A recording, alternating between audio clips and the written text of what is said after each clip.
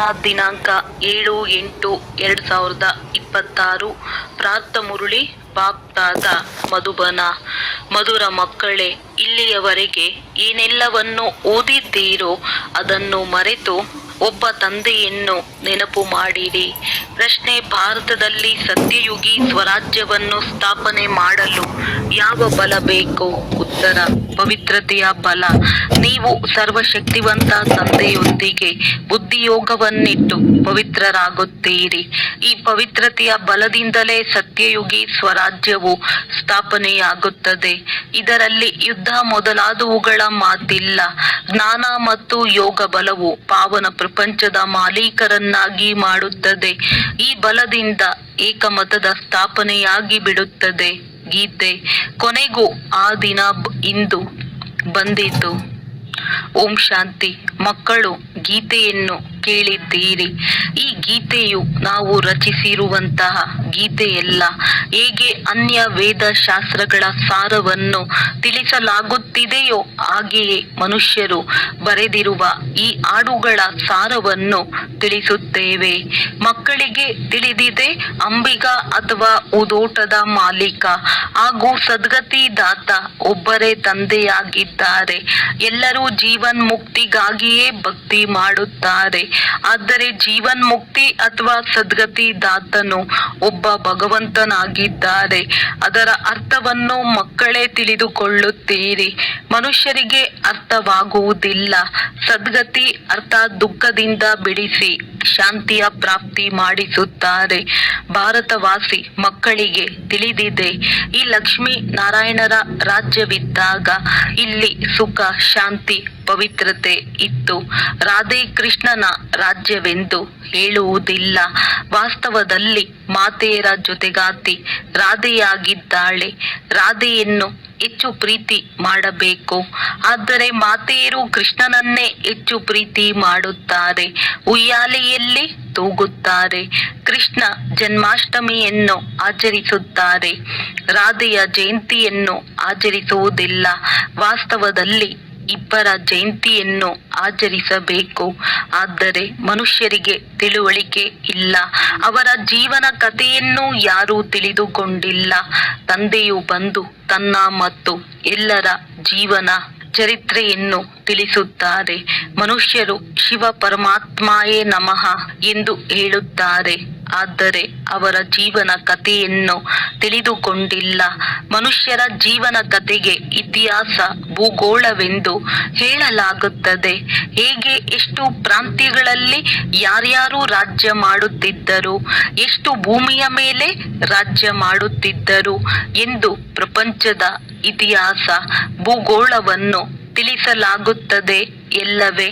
ಹೇಗೆ ರಾಜ್ಯ ಮಾಡಿದರು ಮತ್ತೆ ಅವರು ಎಲ್ಲಿಗೆ ಹೋದರು, ಈ ಮಾತುಗಳು ಯಾರಿಗೂ ತಿಳಿದಿಲ್ಲ. ನೀವು ಮಕ್ಕಳಿಗೆ ಬಹಳ ಚೆನ್ನಾಗಿ ತಿಳಿಸಲಾಗುತ್ತದೆ. ರಚಯಿತ ಮತ್ತು ರಚನೆಯ ಜ್ಞಾನವನ್ನು ಮಕ್ಕಳಿಗೆ ತಿಳಿಸುತ್ತೇನೆ. ನೀವು ಮಕ್ಕಳಿಗೆ ಅರ್ಥವಾಗಿದೆ. ಅವಶ್ಯವಾಗಿ ಈಗ ಕಲಿಯುಗದ ಅಂತ್ಯವಾಗಿದೆ ಮತ್ತು ಸತ್ಯಯುಗದ ಆದಿಯಾಗಿದೆ. ಸಂಗಮ ಯುಗದಲ್ಲಿಯೇ ಪರಮಪಿತ ಪರಮಾತ್ಮನು ಬಂದು ಮನುಷ್ಯರನ್ನು ಪಾವನ ದೇವತೆಗಳನ್ನಾಗಿ ಮಾಡುತ್ತಾರೆ. ಉತ್ತಮ ಪುರುಷರು ಅಥವಾ ಪುರುಷೋತ್ತಮರನ್ನಾಗಿ ಮಾಡುತ್ತಾರೆ. ಏಕೆಂದರೆ ಈ ಸಮಯದ ಪುರುಷರು ಉತ್ತಮರಲ್ಲ, ಕನಿಷ್ಠರಾಗಿದ್ದಾರೆ. ಉತ್ತಮ, ಮಧ್ಯಮ, ಕನಿಷ್ಠ, ಸತೋ, ರಜೋ, ತಮೋ ಇರುತ್ತಾರೆ. ಯಾರು ಚೆನ್ನಾಗಿ ಜ್ಞಾನವನ್ನು ಕೇಳುವರು ಅವರಿಗೆ ಸತೋ ಗುಣಿ ಎಂದು ಹೇಳುವರು. ಯಾರು ಸ್ವಲ್ಪ ಕೇಳುವರೋ ಅವರಿಗೆ ರಜೋ ಗುಣಿ ಎಂತಲೂ, ಯಾರು ಕೇಳುವುದೇ ಇಲ್ಲವೋ ಅವರಿಗೆ ತಮೋ ಗುಣಿ ಎಂದು ಹೇಳಲಾಗುವುದು. ವಿದ್ಯೆಯಲ್ಲಿಯೂ ಇದೇ ರೀತಿಯಾಗುತ್ತದೆ. ನೀವು ಮಕ್ಕಳಿಗೆ ಸತೋ ಪ್ರಧಾನ ವಿದ್ಯೆಯೂ ಬೇಕಾಗಿದೆ. ಆದ್ದರಿಂದ ನಿಮಗೆ ಸತೋ ಪ್ರಧಾನ ಲಕ್ಷ್ಮೀನಾರಾಯಣರಾಗುವ ಜ್ಞಾನವನ್ನು ಕೊಡಲಾಗುತ್ತದೆ. ನರನಿಂದ ನಾರಾಯಣ, ನಾರಿಯಿಂದ ಲಕ್ಷ್ಮಿಯಾಗಬೇಕಾಗಿದೆ. ಭಗವದ್ಗೀತೆಯನ್ನು ಇದು ಸತ್ಯವಾದ ಗೀತೆ ಎಂದು ನೀವು ಹೇಳುತ್ತೀರಿ. ನೀವು ಇದನ್ನು ಬರೆಯಬಹುದು ಇದು ಸತ್ಯ ಗೀತಾ ಪಾಠಶಾಲೆಯಾಗಿದೆ. ಅರ್ಥಾತ್ ಸತ್ಯನಾರಾಯಣನಾಗುವ ಕತೆ ಅಥವಾ ಸತ್ಯ ಅಮರ ಕತೆ, ಸತ್ಯ ಮೂರನೇ ನೇತ್ರದ ಕಥೆಯಾಗಿದೆ. ಚಿತ್ರಗಳೆಲ್ಲವೂ ನಿಮ್ಮ ಬಳಿ ಇದೆ. ಇದರಲ್ಲಿ ಸಂಪೂರ್ಣ ಜ್ಞಾನವಿದೆ. ನೀವು ಮಕ್ಕಳು ಪ್ರತಿಜ್ಞೆ ಮಾಡುತ್ತೀರಿ, ನಾವು ಪ್ರಜಾಪಿತ ಬ್ರಹ್ಮ ಕುಮಾರ ಕುಮಾರಿಯರು ಭಾರತವನ್ನು ಸತೋ ಪ್ರಧಾನ ಸ್ವರ್ಗವನ್ನಾಗಿ ಮಾಡಿಯೇ ತೀರುತ್ತೇವೆ. ನೀವು ಇದನ್ನು ಪ್ರತಿಜ್ಞೆ ಮಾಡಬೇಕಾಗಿದೆ. ಗಾಂಧೀಜಿಯೂ ಸಹ ಪಾವನ ರಾಜ್ಯವನ್ನು ಬಯಸುತ್ತಿದ್ದರು. ಅಂದ ಮೇಲೆ ಅವಶ್ಯವಾಗಿ ಈಗ ಪತಿತ ರಾಜ್ಯವಾಗಿದೆ. ಆದರೆ ನಾವು ಪತಿತರಾಗಿದ್ದೇವೆ ಎಂಬುದನ್ನು ಯಾರೂ ತಿಳಿದುಕೊಳ್ಳುವುದಿಲ್ಲ. ಪಂಚವಿಕಾರಗಳೇ ರಾವಣನಾಗಿದೆ. ರಾಮರಾಜ್ಯ ಬೇಕೆಂದು ಹೇಳುತ್ತಾರೆ. ಅಂದ ಮೇಲೆ ಅವಶ್ಯವಾಗಿ ಆಸುರಿ ಸಂಪ್ರದಾಯದವರಾದರಲ್ಲವೇ? ಆದರೆ ಇಲ್ಲಿ ಯಾರ ಬುದ್ಧಿಯಲ್ಲೂ ಬರುವುದಿಲ್ಲ. ಎಷ್ಟು ದೊಡ್ಡ ದೊಡ್ಡ ಗುರುಗಳು ಸಹ ಇದನ್ನು ತಿಳಿದುಕೊಳ್ಳುವುದಿಲ್ಲ. ನೀವು ಮಕ್ಕಳು ಪ್ರತಿಜ್ಞೆ ಮಾಡುತ್ತೀರಿ, ನಾವು ಶ್ರೀಮತದಂತೆ ಬ್ರಹ್ಮರವರ ಮೂಲಕ 5000 ವರ್ಷಗಳ ಹಿಂದಿನ ತರಹ ದೈವಿ ರಾಜ್ಯವನ್ನು ಸ್ಥಾಪನೆ ಮಾಡುತ್ತೇವೆ. ಇದು ಪುರುಷೋತ್ತಮ ಸಂಗಮ ಯುಗವಾಗಿದೆ. ಈ ಸಮಯದಲ್ಲಿಯೇ ನೀವು ಕನಿಷ್ಠ ಪುರುಷರಿಂದ ಸತೋ ಪ್ರಧಾನ ಪುರುಷೋತ್ತಮರಾಗುತ್ತೀರಿ. ಮರ್ಯಾದಾ ಪುರುಷೋತ್ತಮ ಆದಿ ಸನಾತನ ದೇವಿ ದೇವತಾ ಧರ್ಮವೇ ಆಗಿದೆ. ಈಗ ಒಂದೇ ದೇವಿ ದೇವತಾ ಧರ್ಮದ ಸ್ಥಾಪನೆಯಾಗುತ್ತದೆ, ಮತ್ಯಾವುದೂ ಆಗುವುದಿಲ್ಲ. ನೀವು ಮಕ್ಕಳು ಸಿದ್ಧ ಮಾಡಿ ತಿಳಿಸುತ್ತೀರಿ. ಸತ್ಯಯುಗದಲ್ಲಿ ಒಂದು ಧರ್ಮ, ಒಂದು ರಾಜ್ಯವಿತ್ತು. ಬಲೆ ತ್ರೇತಾದಲ್ಲಿ ಸೂರ್ಯ ವಂಶೀಯರಿಂದ ಬದಲಾಗಿ ಚಂದ್ರ ವಂಶೀಯರಾಗುತ್ತಾರೆ. ಆದರೆ ಭಾಷೆಯು ಮಾತ್ರ ಒಂದೇ ಇರುತ್ತದೆ. ಈಗಂತೂ ಭಾರತದಲ್ಲಿ ಅನೇಕ ಭಾಷೆಗಳಿವೆ.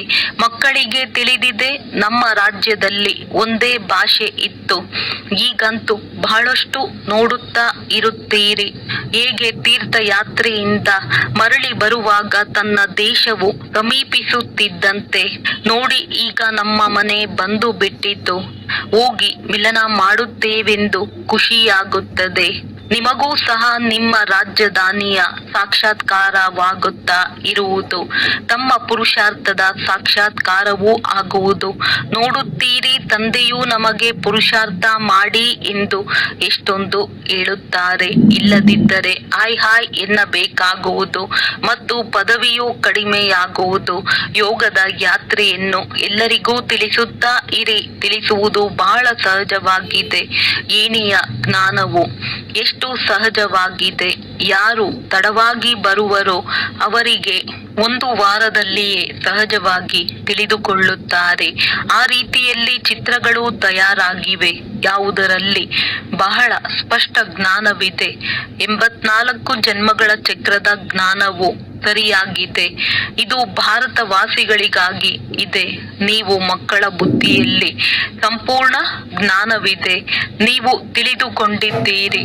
ಪತಿತ ಪಾವನ ಸದ್ಗತಿದಾತ ಶಿವ ತಂದೆಯ ಮತದಂತೆ ನಾವು ಪುನಃ ಸಹಜ ರಾಜಯೋಗ ಬಲದಿಂದ ನಮ್ಮ ತನು ಮನ ಧನದಿಂದ ಭಾರತವನ್ನು ಸ್ವರ್ಗವನ್ನಾಗಿ ಮಾಡುತ್ತೇವೆ. ಮತ್ಯಾರದೇ ಧನವನ್ನು ನಾವು ಉಪಯೋಗಿಸುವುದಿಲ್ಲ. ನಮ್ಮದೇ ತನು ಮನ ಧನದಿಂದ ನಾವು ಸೇವೆ ಮಾಡುತ್ತೇವೆ. ಯಾರೆಷ್ಟು ಮಾಡುವರೋ ಅವರು ತಮ್ಮ ಭವಿಷ್ಯಕ್ಕಾಗಿ ಮಾಡಿಕೊಳ್ಳುವರು. ನೀವೇ ಮನೆಯ ಮಕ್ಕಳಾಗಿದ್ದೀರಿ. ನಿಮ್ಮಿಂದಲೇ ತಂದೆಯು ಸತ್ಯಯುಗಿ ಸ್ವರಾಜ್ಯವನ್ನು ಸ್ಥಾಪನೆ ಮಾಡಿಸುತ್ತಿದ್ದಾರೆ. ನೀವೇ ಖರ್ಚು ಮಾಡುತ್ತೀರಿ. ನಿಮ್ಮದೇನು ಜಾಸ್ತಿ ಖರ್ಚಿಲ್ಲ. ನೀವು ಕೇವಲ ಶಿವ ತಂದೆಯನ್ನು ನೆನಪು ಮಾಡಬೇಕಾಗಿದೆ. ಕನ್ಯೆಯರು ಏನು ಖರ್ಚು ಮಾಡುವರು? ಅವರ ಬಳಿ ಏನಾದರೂ ಇದೆಯೇ? ತಂದೆಯು ಮಕ್ಕಳಿಂದ ಶುಲ್ಕವನ್ನೇನು ತೆಗೆದುಕೊಳ್ಳುವರು? ಏನೂ ಇಲ್ಲ. ಶಾಲೆಗಳಲ್ಲಿ ಮೊದಲು ಶುಲ್ಕದ ಮಾತನಾಡುತ್ತಾರೆ. ಅಲ್ಲಿ ವಿದ್ಯಾಭ್ಯಾಸ ಮಾಡಲು ಎಷ್ಟೊಂದು ಖರ್ಚಾಗುತ್ತದೆ. ಇಲ್ಲಂತೂ ಶಿವ ತಂದೆಯು ಮಕ್ಕಳಿಂದ ಹಣವನ್ನು ಹೇಗೆ ತೆಗೆದುಕೊಳ್ಳುವರು? ಶಿವ ತಂದೆಯು ಹಣ ತೆಗೆದುಕೊಳ್ಳಲು ತನಗಾಗಿ ಮನೆ ಕಟ್ಟಿಸಬೇಕಾಗಿದೆಯೇ? ನೀವು ಮಕ್ಕಳು ಭವಿಷ್ಯ ಸ್ವರ್ಗದಲ್ಲಿ ಹೋಗಿ ವಜ್ರ ವೈಡೂರ್ಯಗಳ ಮಹಲುಗಳನ್ನು ಕಟ್ಟಿಸಬೇಕಾಗಿದೆ. ಆದ್ದರಿಂದ ನೀವಿಲ್ಲಿ ಏನೆಲ್ಲವನ್ನು ಮಾಡುತ್ತೀರೋ ಅದಕ್ಕೆ ಮರುಪಾವತಿಯಾಗಿ ಭವಿಷ್ಯದಲ್ಲಿ ನಿಮಗೆ ಮೆಹಲು ಸಿಕ್ಕಿಬಿಡುತ್ತದೆ. ಇವು ಬಹಳ ತಿಳಿದುಕೊಳ್ಳುವ ಮಾತುಗಳಾಗಿವೆ. ಯಾರೆಷ್ಟು ತನು ಮನ ಧನದಿಂದ ಸೇವೆ ಮಾಡುವರೋ ಅಷ್ಟೇ ಅವರು ಅಲ್ಲಿ ಪಡೆಯುತ್ತಾರೆ. ಕಾಲೇಜು ಅಥವಾ ಆಸ್ಪತ್ರೆಗಳನ್ನು ಕಟ್ಟಿಸುತ್ತಾರೆ. ಅದರಲ್ಲಿ 10-20 ಲಕ್ಷ ರುಗಳನ್ನು ತೊಡಗಿಸಬೇಕಾಗುತ್ತದೆ. ಇಲ್ಲಂತೂ ಅಷ್ಟೊಂದು ಖರ್ಚಿಲ್ಲ. ಚಿಕ್ಕ ಮನೆಯಲ್ಲಿಯೇ ಆತ್ಮಿಕ ಆಸ್ಪತ್ರೆ ಯೂನಿವರ್ಸಿಟಿಯನ್ನು ತೆರೆಯುತ್ತೀರಿ. ಪಾಂಡವರ ಪತಿಯು ಯಾರಾಗಿದ್ದಾರೆ? ಅದರಲ್ಲಿ ಕೃಷ್ಣನ ಹೆಸರನ್ನು ಬರೆದು ಬಿಟ್ಟಿದ್ದಾರೆ. ವಾಸ್ತವದಲ್ಲಿ ನಿರಾಕಾರ ಭಗವಂತನಾಗಿದ್ದಾರೆ. ನಿಮಗೆ ಶ್ರೀಮತವನ್ನು ಕೊಡುವವರು ಭಗವಂತನಾಗಿದ್ದಾರೆ. ಉಳಿದೆಲ್ಲರೂ ರಾವಣ ರಾಜ್ಯದಲ್ಲಿ ರಾವಣನ ಮತದ ಮೇಲಿದ್ದಾರೆ. ರಾವಣನ ಮತದಂತೆ ಎಷ್ಟೊಂದು ಪತಿತರಾಗಿ ಬಿಟ್ಟಿದ್ದಾರೆ. ಈಗ ಇದೇ ಹಳೆಯ ಸೃಷ್ಟಿಯು ಹೊಸದಾಗುತ್ತದೆ. ಸೃಷ್ಟಿಯಲ್ಲಿ ಭಾರತವಿತ್ತು. ನವ ಭಾರತ ಹಳೆಯ ಭಾರತವೆಂದು ಹೇಳುತ್ತಾರೆ. ನವ ಭಾರತವಂತೂ ಸ್ವರ್ಗವಾಗಿತ್ತು. ಈಗ ಭಾರತವು ಹಳೆಯದಾಗಿದೆ, ಆದ್ದರಿಂದ ನರಕವಾಗಿದೆ. ಇದಕ್ಕೆ ರೌರವ ನರಕವೆಂದು ಹೇಳಲಾಗುತ್ತದೆ. ಮನುಷ್ಯರದ್ದೇ ಮಾತಾಗಿದೆ. ಇಲ್ಲಿ ಸುಖದ ಹೆಸರು ಗುರುತು ಇಲ್ಲ. ಇಲ್ಲಿರುವ ಸುಖವು ಸುಖವಲ್ಲ. ಈ ಸಮಯದ ಸುಖವು ಕಾಗವಿಷ್ಟ ಸಮಾನವೆಂದು ಸನ್ಯಾಸಿಗಳು ಹೇಳುತ್ತಾರೆ. ಆದ್ದರಿಂದ ಅವರು ಗೃಹಸ್ಥ ವ್ಯವಹಾರವನ್ನು ಬಿಟ್ಟು ಬಿಡುತ್ತಾರೆ. ಆದರೆ ಅವರು ಸ್ವರ್ಗ ಅಥವಾ ಸತ್ಯಯುಗದ ಸ್ಥಾಪನೆ ಮಾಡಲು ಸಾಧ್ಯವಿಲ್ಲ. ಪರಮಾತ್ಮನೇ ಕೃಷ್ಣಪುರಿಯನ್ನು ಸ್ಥಾಪನೆ ಮಾಡುತ್ತಾರೆ. ಶ್ರೀಕೃಷ್ಣನ ಆತ್ಮ ಮತ್ತು ಶರೀರ ಎರಡು ಸತೋ ಪ್ರಧಾನವಾಗಿತ್ತು. ಆದ್ದರಿಂದ ಎಲ್ಲರೂ ಬಹಳ ಪ್ರೀತಿ ಮಾಡುತ್ತಾರೆ, ಏಕೆಂದರೆ ಪವಿತ್ರನಲ್ಲವೇ? ಚಿಕ್ಕ ಮಕ್ಕಳು ಬ್ರಹ್ಮಜ್ಞಾನಿಗಳ ಸಮಾನರೆಂದು ಗಾಯನವಿದೆ. ಚಿಕ್ಕ ಮಕ್ಕಳಿಗೆ ವಿಕಾರದ ಬಗ್ಗೆ ತಿಳಿದಿರುವುದಿಲ್ಲ. ಸನ್ಯಾಸಿಗಳಿಗಾದರೂ ತಿಳಿದಿರುತ್ತದೆ. ಮಕ್ಕಳು ಜನ್ಮದಿಂದಲೇ ಮಹಾತ್ಮರಾಗಿರುತ್ತಾರೆ. ಮಕ್ಕಳಿಗೆ ಪವಿತ್ರ ಹೂಗಳೆಂದು ಹೇಳಲಾಗುತ್ತದೆ. ನಂಬರ್ 1 ಹೂವು ಶ್ರೀಕೃಷ್ಣನಾಗಿದ್ದಾನೆ. ಸ್ವರ್ಗ ಹೊಸ ಪ್ರಪಂಚದ ಮೊದಲ ರಾಜಕುಮಾರನಾಗಿದ್ದಾನೆ. ಜನ್ಮ ಪಡೆದುಕೊಂಡಾಗ ಮೊದಲ ರಾಜಕುಮಾರನೆಂದು ಶ್ರೀಕೃಷ್ಣನಂತಹ ಮಗುವಾಗಲಿ ಎಂದು ಕೃಷ್ಣನನ್ನು ಎಲ್ಲರೂ ನೆನಪು ಮಾಡುತ್ತಾರೆ. ಈಗ ತಂದೆಯು ಹೇಳುತ್ತಾರೆ, ನೀವು ಏನು ಪದವಿಯನ್ನು ಪಡೆಯಬೇಕಾದರೂ ಈಗ ಪಡೆಯಿರಿ. ಕೇವಲ ಒಬ್ಬ ಕೃಷ್ಣನೇ ಆಗುವುದಿಲ್ಲ. ಎಷ್ಟೊಂದು ಮಂದಿ ರಾಜಕುಮಾರರಾಗುತ್ತಾರೆ. ಪ್ರಥಮ, ದ್ವಿತೀಯ, ತೃತೀಯ ಹೀಗೆ ಇರುತ್ತಾರಲ್ಲವೇ? ಅಂದಾಗ ಇಲ್ಲಿಯೂ ರಾಜಧಾನಿ ಇದೆ. ತಂದೆಯ ಹಿಂದೆ ಮತ್ತೆ ಅನ್ಯರು ಸಿಂಹಾಸನವನ್ನೇರುತ್ತಾರೆ. ಹೇಗೆ ಮನೆತನವಿರುತ್ತದೆ ಎಲ್ಲವೇ ಹಾಗೆಯೇ ಇದು ಸಹ ಮನೆತನವಾಗಿದೆ. ನಿಮ್ಮ ಸಂಬಂಧವು ಕ್ರಿಶ್ಚಿಯನ್ನರೊಂದಿಗೆ ಇದೆ. ಕೃಷ್ಣ ಮತ್ತು ಕ್ರಿಶ್ಚಿಯನ್ ಇಬ್ಬರದ್ದೂ ಒಂದೇ ರಾಶಿಯಾಗಿದೆ. ಲೇವಾದೇವಿಯೂ ಸಹ ಪರಸ್ಪರ ಬಹಳ ನಡೆಯುತ್ತಿದೆ. ಭಾರತದಿಂದ ಅವರು ಎಷ್ಟೊಂದು ಹಣವನ್ನು ತೆಗೆದುಕೊಂಡು ಹೋಗಿದ್ದಾರೆ. ಈಗ ಮತ್ತೆ ಕೊಡುತ್ತಿದ್ದಾರೆ. ರಿಟರ್ನ್ ಸೇವೆ ಮಾಡುತ್ತಿದ್ದಾರೆ. ಈ ಯುರೋಪಿಯನ್ನರು ಪರಸ್ಪರ ಒಡೆದಾಡಿ ಸಮಾಪ್ತಿಯಾಗಿ ಬಿಡುತ್ತಾರೆ. ಇದರ ಮೇಲೆ ಕಥೆಯೂ ಇದೆ. 2 ಬೆಕ್ಕುಗಳು ಕಾದಾಡಿದವು. ಮಧ್ಯದಲ್ಲಿ ಬೆಣ್ಣೆಯನ್ನು ಕೋತಿಯು ತಿಂದು ಹೋಯಿತು. ಈ ಮಾತು ಈಗಿನದ್ದಾಗಿದೆ. ಅವರು ಪರಸ್ಪರ ಒಡೆದಾಡುತ್ತಾರೆ ಮತ್ತು ರಾಜ್ಯ ಭಾಗ್ಯವು ನಿಮಗೆ ಸಿಗುತ್ತದೆ. ಈಗ ನೀವು ಮಕ್ಕಳಿಗೆ ಅಪಾರ ಜ್ಞಾನವಿದೆ. ನೀವು ಮಕ್ಕಳ ಬುದ್ಧಿಯಲ್ಲಿದೆ. ನಾವೆಲ್ಲರೂ ಬ್ರಹ್ಮ ಕುಮಾರಿಯರಾಗಿದ್ದೇವೆ. ನಾವು ಗುಜರಾತಿನವರಾಗಿದ್ದೇವೆ, ಬಂಗಾಳದವರಾಗಿದ್ದೇವೆ ಎಂಬುದೇನೂ ಇಲ್ಲ. ಈ ಮತಭೇದವು ಹೊರಟು ಹೋಗಬೇಕು. ನಾವು ಒಬ್ಬ ತಂದೆಯ ಸಂತಾನರಾಗಿದ್ದೇವೆ. ಬ್ರಹ್ಮರವರ ಮೂಲಕ ಶಿವ ತಂದೆಯ ಶ್ರೀಮತದಂತೆ ಪುನಃ ನಾವು ನಮ್ಮ ಸ್ವರಾಜ್ಯವನ್ನು ಜ್ಞಾನ ಮತ್ತು ಯೋಗ ಬಲದಿಂದ ಸ್ಥಾಪನೆ ಮಾಡುತ್ತಿದ್ದೇವೆ. ಯೋಗ ಬಲದಿಂದಲೇ ನಾವು ಪಾವನರಾಗುತ್ತೇವೆ. ತಂದೆಯು ಸರ್ವಶಕ್ತಿವಂತನಾಗಿದ್ದಾರೆ. ಅವರಿಂದ ಬಲ ಸಿಗುತ್ತದೆ. ನೀವು ವಿಶ್ವದ ರಾಜ್ಯ ಭಾಗ್ಯವನ್ನು ಪಡೆಯುತ್ತೀರಿ. ಇದರಲ್ಲಿ ಯುದ್ಧ ಇತ್ಯಾದಿಗಳ ಮಾತಿಲ್ಲ. ಎಲ್ಲವೂ ಪವಿತ್ರತೆಯ ಮೇಲೆ ಆಧಾರಿತವಾಗಿದೆ. ಬಂದು ನಮ್ಮನ್ನು ಪತಿತರಿಂದ ಪಾವನ ಮಾಡಿ ಎಂದು ಹೇಳುತ್ತಾರೆ. ಅಂದ ಮೇಲೆ ಇದು ನೆನಪಿನದ್ದೇ ಬಲವಾಗಿದೆ. ಇಲ್ಲಿಂದ ಹೋದ ನಂತರ ಕಾರ್ಯ ವ್ಯವಹಾರಗಳಲ್ಲಿ ಎಲ್ಲವನ್ನು ಮರೆತು ಬಿಡುವುದಲ್ಲ. ಇಲ್ಲಿ ಸನ್ಮುಖದಲ್ಲಂತೂ ಜ್ಞಾನ ಸಾಗರನ ಅಲೆಗಳನ್ನು ನೋಡುತ್ತಾ ಇರುತ್ತೀರಿ. ನದಿಗಳಲ್ಲಿ ಈ ಅಲೆಗಳು ಇರುವುದಿಲ್ಲ. ಸಾಗರದ ಒಂದು ಅಲೆಯು ಎಷ್ಟೊಂದು ನಷ್ಟವನ್ನುಂಟು ಮಾಡಿಬಿಡುತ್ತದೆ. ಯಾವಾಗ ಭೂಕಂಪವಾಗುವುದೋ ಆಗ ಸಾಗರವು ಉಕ್ಕುತ್ತದೆ. ಸಾಗರವನ್ನು ಒಣಗಿಸಿ ಜಮೀನನ್ನು ಮಾಡಿಕೊಂಡಿದ್ದಾರೆ. ಆ ಜಮೀನನ್ನು ಎಷ್ಟೊಂದು ಬೆಲೆಗೆ ಮಾರುತ್ತಾರೆ. ನಿಮಗೆ ತಿಳಿದಿದೆ, ಮೊದಲು ಈ ಬಾಂಬೆ ಇರಲಿಲ್ಲ. ಇದು ಬಹಳ ಚಿಕ್ಕ ಹಳ್ಳಿಯಾಗಿತ್ತು. ಮಾತೆಯರಂತೂ ಬಹಳ ಮುಗ್ಧರಾಗಿದ್ದಾರೆ. ಇವರು ಅಷ್ಟೊಂದು ವಿದ್ಯಾವಂತರಲ್ಲ. ಇಲ್ಲಂತೂ ಓದಿರುವುದೆಲ್ಲವನ್ನು ಮರೆಯಬೇಕಾಗಿದೆ. ನೀವು ಏನನ್ನು ಓದಿಲ್ಲವೆಂದರೆ ಇನ್ನೂ ಒಳ್ಳೆಯದಾಗಿದೆ. ಓದಿರುವ ಮನುಷ್ಯರು ಇದನ್ನು ತಿಳಿದುಕೊಳ್ಳುವ ಸಮಯದಲ್ಲಿ ಎಷ್ಟೊಂದು ಪ್ರಶ್ನೆಗಳನ್ನು ಮಾಡುತ್ತಾರೆ. ಇಲ್ಲಂತೂ ಕೇವಲ ತಂದೆಯನ್ನು ನೆನಪು ಮಾಡಬೇಕಾಗಿದೆ. ಯಾವುದೇ ದೇಹಧಾರಿ ಮನುಷ್ಯರನ್ನು ನೆನಪು ಮಾಡುವ ಅವಶ್ಯಕತೆ ಇಲ್ಲ. ಮಹಿಮೆಯು ಒಬ್ಬ ಬೇಅದ್ದಿನ ತಂದೆಯದಾಗಿದೆ.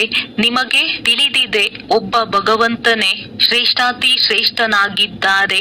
ಅವರ ನಂತರ ಬ್ರಹ್ಮ. ಇವರಿಗಿಂತಲೂ ಶ್ರೇಷ್ಠರು ಮತ್ಯಾರೂ ಇಲ್ಲ. ಇವರಿಗಿಂತ ದೊಡ್ಡ ವ್ಯಕ್ತಿಗಳು ಯಾರೂ ಇಲ್ಲ. ಆದರೆ ಇವರು ಎಷ್ಟು ಸಾಧಾರಣವಾಗಿ ನಡೆಯುತ್ತಾರೆ ನೋಡಿರಿ. ಮಕ್ಕಳೊಂದಿಗೆ ಎಷ್ಟು ಸಾಧಾರಣ ರೀತಿಯಿಂದ ಕುಳಿತುಕೊಳ್ಳುತ್ತಾರೆ.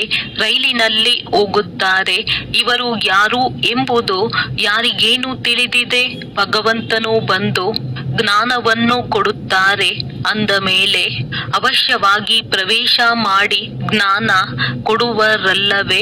ಒಂದು ವೇಳೆ ಕೃಷ್ಣನಿದ್ದಿದ್ದರೆ ಇಲ್ಲಿ ಬಹಳ ಜನಸಂದಣಿಯಾಗಿ ಬಿಡುತ್ತಿತ್ತು. ಮತ್ತೆ ಓದಿಸಲು ಸಾಧ್ಯವಾಗುತ್ತಿರಲಿಲ್ಲ. ಕೇವಲ ದರ್ಶನ ಮಾಡುತ್ತಾ ಇರುತ್ತಿದ್ದರು. ಇಲ್ಲಂತೂ ತಂದೆಯು ಗುಪ್ತ ಸಾಧಾರಣ ವೇಷದಲ್ಲಿ ಕುಳಿತು ಓದಿಸುತ್ತಾರೆ. ನೀವು ಗುಪ್ತ ಸೈನಿಕರಾಗಿದ್ದೀರಿ. ನಿಮಗೆ ತಿಳಿದಿದೆ, ನಾವಾತ್ಮರು ಯೋಗ ಬಲದಿಂದ ಪುನಃ ನಮ್ಮ ರಾಜ್ಯವನ್ನು ಸ್ಥಾಪನೆ ಮಾಡುತ್ತಿದ್ದೇವೆ. ಈ ಹಳೆಯ ಶರೀರವನ್ನು ಬಿಟ್ಟು ಹೋಗಿ ಹೊಸ ಸುಂದರ ಶರೀರವನ್ನು ಧಾರಣೆ ಮಾಡಿಕೊಳ್ಳುತ್ತೇವೆ. ಈಗ ಆಸುರಿ ಸಂಪ್ರದಾಯದವರಾಗಿದ್ದೇವೆ, ನಂತರ ದೈವಿ ಸಂಪ್ರದಾಯದವರಾಗುತ್ತೇವೆ. ನಾನು ಹೊಸ ಪ್ರಪಂಚದಲ್ಲಿ ದೈವಿ ಶರೀರವನ್ನು ಧಾರಣೆ ಮಾಡಿ ರಾಜ್ಯಭಾರ ಮಾಡುತ್ತೇವೆಂದು ಆತ್ಮವು ಹೇಳುತ್ತದೆ. ಆತ್ಮವು ಪುರುಷನಾಗಿದೆ, ಶರೀರವು ಪ್ರಕೃತಿಯಾಗಿದೆ. ಆತ್ಮವು ಸದಾ ಪುರುಷನಾಗಿರುತ್ತದೆ. ಬಾಕಿ ಲೆಕ್ಕಾಚಾರದಿಂದ ಆತ್ಮಕ್ಕೆ ಸ್ತ್ರೀ ಪುರುಷರ ಶರೀರ ಸಿಗುತ್ತದೆ. ಆದರೆ ನಾನು ಅವಿನಾಶಿ ಆತ್ಮನಾಗಿದ್ದೇನೆ. ಈ ಚಕ್ರವು ಸುತ್ತುತ್ತಾ ಇರುತ್ತದೆ. ಕಲಿಯುಗದ ವಿನಾಶವು ಅವಶ್ಯವಾಗಿ ಆಗುವುದು. ವಿನಾಶದ ಚಿಹ್ನೆಗಳನ್ನು ಸನ್ಮುಖದಲ್ಲಿ ನೋಡುತ್ತೀರಿ. ಅದೇ ಮಹಾಭಾರತ ಯುದ್ಧವಾಗಿದೆ. ಅಂದ ಮೇಲೆ ಅವಶ್ಯವಾಗಿ ಭಗವಂತನು ಇರುವರು. ಯಾವ ರೂಪದಲ್ಲಿ, ಯಾವ ತನುವಿನಲ್ಲಿದ್ದಾರೆ ಎಂಬುದು ನೀವು ಮಕ್ಕಳ ವಿನಃ ಯಾರಿಗೂ ತಿಳಿದಿಲ್ಲ. ನಾನು ಸಂಪೂರ್ಣ ಸಾಧಾರಣ ತನುವಿನಲ್ಲಿ ಬರುತ್ತೇನೆ. ನಾನು ಕೃಷ್ಣನ ತನುವಿನಲ್ಲಿ ಬರುವುದಿಲ್ಲವೆಂದು ತಂದೆಯು ಹೇಳುತ್ತಾರೆ. ಈ ಕೃಷ್ಣನ ಆತ್ಮವೇ ಪೂರ್ಣ 84 ಜನ್ಮಗಳನ್ನು ತೆಗೆದುಕೊಳ್ಳುತ್ತದೆ. ನಾನು ಇವರ ಬಹಳ ಜನ್ಮಗಳ ಅಂತಿಮದಲ್ಲಿಯೂ ಅಂತ್ಯದಲ್ಲಿ ಬರುತ್ತೇನೆ. 84 ಜನ್ಮಗಳನ್ನು ಸೂರ್ಯವಂಶಿ ಮನೆತನದವರೇ ತೆಗೆದುಕೊಳ್ಳುತ್ತಾರೆ. ಅವರೇ ಮೊದಲ ನಂಬರಿನಲ್ಲಿ ಬರುತ್ತಾರೆ. ನಿಮಗೆ ಸಾಕಾರಿ ವೃಕ್ಷ ಮತ್ತು ನಿರಾಕಾರಿ ವೃಕ್ಷ ಎರಡರ ಸಂಪೂರ್ಣ ಜ್ಞಾನವಿದೆ. ಮೂಲ ವತನದಿಂದ ಆತ್ಮರು ನಂಬರ್ ವಾರ್ ಆಗಿ ಬರುತ್ತಾರೆ. ಮೊಟ್ಟ ಮೊದಲು ದೇವಿ ದೇವತಾ ಧರ್ಮದ ಆತ್ಮರು ಬರುತ್ತಾರೆ. ನಂತರ ನಂಬರ್ ವಾರ್ ಅನ್ಯ ಧರ್ಮದವರು ಬರುತ್ತಾರೆ. ಚಿತ್ರಗಳಲ್ಲಿ ಬಹಳ ಶ್ರೇಷ್ಠ ಜ್ಞಾನವಿದೆ. ಮಕ್ಕಳು ಇದನ್ನು ತಿಳಿಸಬೇಕಾಗಿದೆ. ಇದರಲ್ಲಿ ಕುಮಾರಿಯರು ಎದ್ದು ನಿಲ್ಲಬೇಕು. ಯಾರಾದರೂ ಕನ್ಯೆಯರು ಇಂತಿಂತಹ ಮಾತುಗಳನ್ನು ತಿಳಿಸಿದರೆ ಚಮತ್ಕಾರವಾಗುವುದಲ್ಲವೇ ಹೆಸರು ಪ್ರಸಿದ್ಧವಾಗುವುದು. ಲೌಕಿಕ ಅಲೌಕಿಕ ಹೆಸರನ್ನು ಪ್ರಸಿದ್ಧಗೊಳಿಸುವಿರಿ. ಒಳ್ಳೆಯದು. ಮಧುರಾತಿ ಮಧುರ ಅಗಲಿ ಹೋಗಿ ಮರಳಿ ಸಿಕ್ಕಿರುವ ಮಕ್ಕಳ ಪ್ರತಿ ಮಾತ್ಪಿತಾ ಬಾಪ್ ದಾದಾರವರ ನೆನಪು, ಪ್ರೀತಿ ಹಾಗೂ ಸುಪ್ರಭಾತ. ಆತ್ಮಿಕ ಮಕ್ಕಳಿಗೆ ಆತ್ಮಿಕ ತಂದೆಯ ನಮಸ್ತೆ. ಧಾರಣೆಗಾಗಿ ಮುಖ್ಯ ಸಾರ: ಸಂಗಮ ಯುಗದಲ್ಲಿ ಶ್ರೇಷ್ಠ ಕರ್ಮ ಮಾಡಿ ಪುರುಷೋತ್ತಮರಾಗಬೇಕಾಗಿದೆ. ಕನಿಷ್ಠರಾಗುವಂತಹ ಯಾವುದೇ ಕರ್ಮ ಮಾಡಬಾರದು. ಗುಪ್ತ ರೂಪದಲ್ಲಿ ತಂದೆಯ ಸಹಯೋಗಿಗಳಾಗಿ ಭಾರತವನ್ನು ಸ್ವರ್ಗವನ್ನಾಗಿ ಮಾಡುವ ಸೇವೆ ಮಾಡಬೇಕಾಗಿದೆ. ತಮ್ಮದೇ ತನು ಮನ ಧನದಿಂದ ಭಾರತವನ್ನು ಸ್ವರ್ಗವನ್ನಾಗಿ ಮಾಡಬೇಕಾಗಿದೆ. ನೆನಪು ಮತ್ತು ಪವಿತ್ರತೆಯ ಬಲವನ್ನು ಜಮಾ ಮಾಡಿಕೊಳ್ಳಬೇಕಾಗಿದೆ. ವರದಾನ: ತಮ್ಮ ಸಂಪೂರ್ಣ ಸ್ಥಿತಿಯ ಮೂಲಕ ಸರ್ವ ಪ್ರಕಾರದ ಅಧೀನತೆಯನ್ನು ಸಮಾಪ್ತಿಗೊಳಿಸುವ ಪ್ರಕೃತಿ ಜೀತ್ಭವ. ಯಾವಾಗ ತಾವು ತಮ್ಮ ಸಂಪೂರ್ಣ ಸ್ಥಿತಿಯಲ್ಲಿ ಇರುತ್ತೀರೆಂದರೆ ಪ್ರಕೃತಿ ಮೇಲೂ ವಿಜಯ ಅರ್ಥಾತ್ ಅಧಿಕಾರದ ಅನುಭವವಾಗುವುದು. ಸಂಪೂರ್ಣ ಸ್ಥಿತಿಯಲ್ಲಿ ಯಾವುದೇ ಪ್ರಕಾರದ ಅಧೀನತೆಯೂ ಇರುವುದಿಲ್ಲ.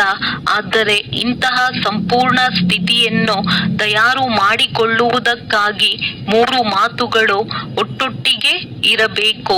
1 ಆತ್ಮೀಯತೆ, 2 ಆತ್ಮಿಕ ಸುಗಂಧ ಮತ್ತು 3 ದಯಾಹೃದಯಿಯ ಗುಣ. ಯಾವಾಗ ಈ 3 ಮಾತುಗಳು ಪ್ರತ್ಯಕ್ಷ ರೂಪದಲ್ಲಿ ಸ್ಥಿತಿಯಲ್ಲಿ ಹಾಗೂ ಚೆಹರೆ ಮತ್ತು ಕರ್ಮದಲ್ಲಿಯೂ ಕಾಣಿಸುತ್ತದೆಯೋ ಆಗ ಹೇಳಲಾಗುತ್ತದೆ ಅಧಿಕಾರಿ ಅಥವಾ ಪ್ರಕೃತಿ ಜೀತ್ ಆತ್ಮ. ಸ್ಲೋಗನ್: ಶ್ರೀಮತದ ಕಡಿವಾಣವು ಸಮರ್ಥವಾಗಿದ್ದರೆ ಮನಸ್ಸೆಂಬ ಕುದುರೆಯು ಓಡಿ ಹೋಗಲು ಸಾಧ್ಯವಿಲ್ಲ. ಅವ್ಯಕ್ತ ಸೂಚನೆಗಳು: ಅಪವಿತ್ರತೆಯ ಬೀಜವನ್ನು ಸಮಾಪ್ತಿ ಮಾಡಿ ಸಂಪೂರ್ಣ ಸ್ವಚ್ಛ ಆಗಿರಿ. ಒಂದು ವೇಳೆ ಯಾವುದೇ ಅಪವಿತ್ರತೆ ವೃತ್ತಿ, ಸ್ಮೃತಿ ಅಥವಾ ಸಂಕಲ್ಪದಲ್ಲಿ ಇದೆ ಎಂದರೆ ಬ್ರಾಹ್ಮಣತನದ ಸ್ಥಿತಿಯಲ್ಲಿ ಸ್ಥಿತರಾಗಲು